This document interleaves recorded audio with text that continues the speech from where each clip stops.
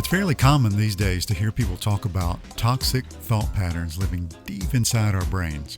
Dr. Caroline Leaf has contributed some tremendous resources to combat toxic thoughts, starting with her amazing book, Switch On Your Brain, and even her newest book, Cleaning Up Your Mental Mess. Of course, the idea isn't anything new. Back in the late 90s, I worked some with an author named Liberty Savard who talked about breaking the power of, quote, unmet needs, unhealed hurts, and unresolved issues. And going back nearly 2,000 years ago, the Apostle Paul, in his second letter to the believers in Corinth, wrote about mental strongholds, arguments, and presumptions that must be torn down because they stand against the knowledge of God. But what I don't hear people talking about is the role that music can play in both creating and combating toxic strongholds. And when you stop to think about it, that may be one of the most overlooked mistakes we make in regards to our mental health and stability. Why do I say this? Because music plays such a prominent role in most of our lives every single day. Some people listen to music from early morning until late at night. But have you ever stopped to think about what actually happens in your brain when you listen to or think about your favorite songs? Probably not. Not very many people have. In fact, according to the Journal of Neuroscience, understanding how the brain analyzes, stores, and retrieves music remains one of the most challenging problems in neuroscience. The way the brain makes sense of music is so complicated, in fact, that no one really knows exactly how it all works. But what we do know, according to research, is that our brains have a remarkable ability to make, store, and retrieve memories of music.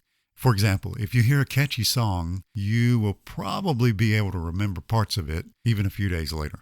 After hearing it several times, you might even know it by heart. In fact, you should try this little experiment after you finish listening to this podcast. Open up your music library, pick any song, and play the first 3 seconds of it. Give yourself 1 point if you can manage to sing or hum at least the next 5 seconds of that song from memory only. Do this for at least 20 songs and then keep track of how many points you score. Your score is probably going to be pretty high. If so, just think about what you will have accomplished. Chances are you will be able to effortlessly recall the pitch, rhythm, and maybe even the lyrics of all those songs in just a short amount of time. That is a lot of data to be able to instantly call up from memory. Now, compare that to how much more effort it takes to learn information from a textbook, or even to remember the details of your day-to-day events. Our musical memory is really astounding. I use the phrase musical memory because researchers theorize that musical memory is at least partly independent from other types of memory, other forms of memory. Using brain scans, researchers have found a very specific area of the brain that is active when we listen to music that we know. In fact, it was so consistent that a computer could actually predict whether a particular song was well-known, recently known, or unknown by someone just by analyzing the patterns of brain activity in specific regions. But here's the really crazy part. The musical memory area is actually resistant to degenerative brain diseases that cause memory loss, such as Alzheimer's disease. People with short-term memory loss may not be able to remember who they are or who family members are or anything about their current lives, but somehow they can still perfectly remember familiar songs. That's amazing and really powerful.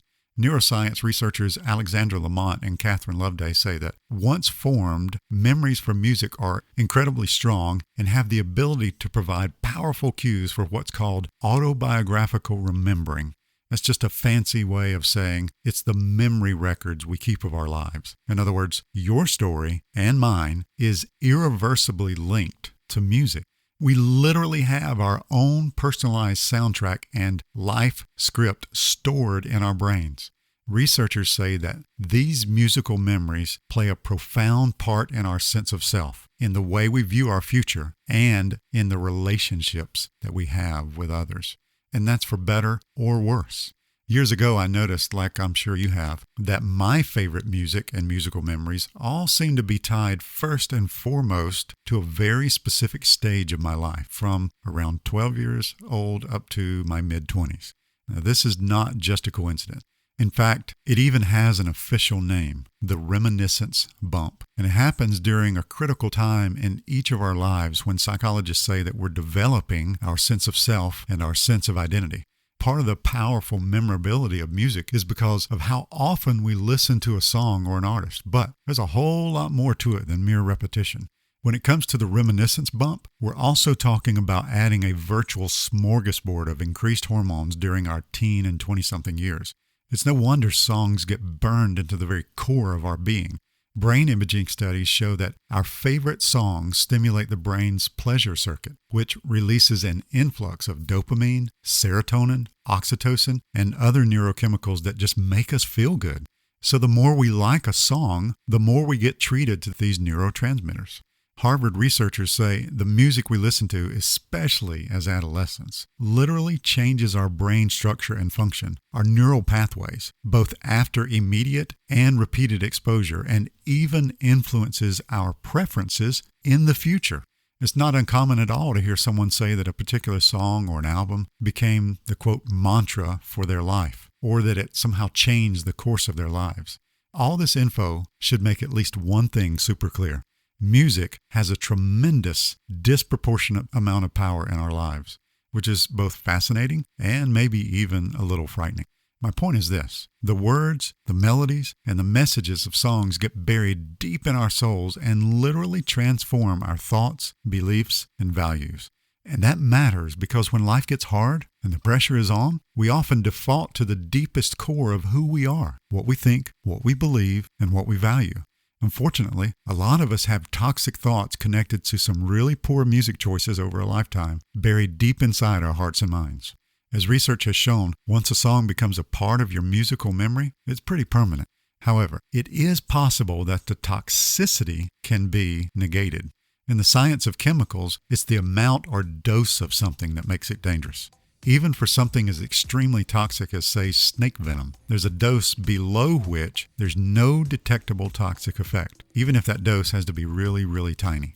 So, in the same way that toxic chemicals can be negated once they're reduced to a certain level, you may not be able to remove the toxic messages of some songs that are burned into your brain, but you can certainly dilute the bad musical memories with an overwhelming amount of good musical memories, effectively destroying their toxic impact in your life. I often say, change your mind, change your life. But an equally powerful and apt statement might be, change your music, change your life. I'm absolutely convinced that despite a library of toxic musical memories in my own brain, that a literal lifetime of healthy musical memories are what help me stick the landing when life gets hard. And that's what I want for you. Change your music, change your life, stick the landing.